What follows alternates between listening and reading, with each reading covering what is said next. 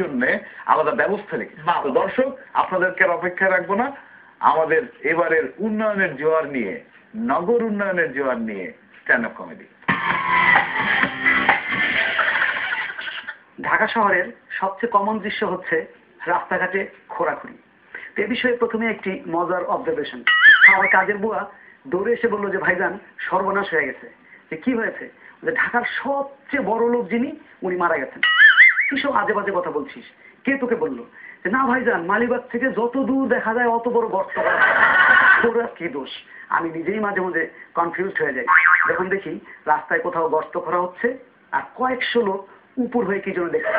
আমি অনেক জ্ঞানীগুণী শিক্ষিত ব্যক্তিরা অনেক সময় কনফিউজড হয়ে যান। এই তো সেদিন আমি কয়েকজন বিদেশি ট্যুরিস্ট নিয়ে উয়ারি বটেশ্বর যাচ্ছি। সেটা একটা আর্কিওলজিক্যাল সাইট, ওখানেও ঘোরাঘুরি হচ্ছে।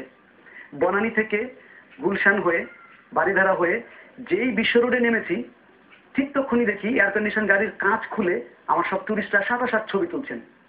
Total confused. আসলে ওরা ভেবেছে হুয়ারি বটেশ্বরে যেমন এক ভদ্রলোক তার বাড়ির কাজের লোককে বললেন কোন একটি বিশেষ প্রয়োজনে উঠানের মাঝখানে একটি গর্ত করো। কাজের লোক বলছেন স্যার গর্ত করবো, কিন্তু গর্তের মাটিগুলো কোথায় রাখবো? একটি বোকার মতো প্রশ্ন করিস, আরেকটি গর্ত করে মাটিগুলো রেখে দে। যথা আজ্ঞা, যেভাবে বলা সেভাবেই কাজ হচ্ছে। এবার সে এই গর্তের মাটি সেই গর্তে, সেই গর্তের মাটি সেই গর্তে, এরকম চলতেই থাকলো।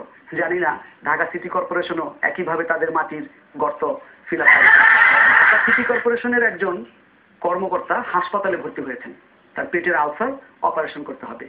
যথারীতি ডাক্তার এলেন, পেট কাটলেন, আলসারের অপারেশন হলো, কিন্তু সেলাই না করেই ডাক্তার সাহেব ওটি থেকে বেরিয়ে গেলেন। রুগীর আত্মীয় স্বজনের হইচই, কি ব্যাপার, কি হচ্ছে?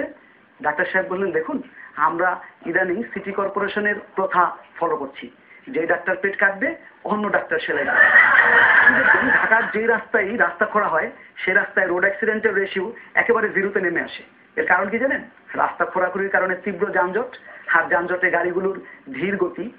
তো ঘন্টায় 10 কিলোমিটার বেগে গাড়ির নিচে আর খুন বেকুব পড়বে।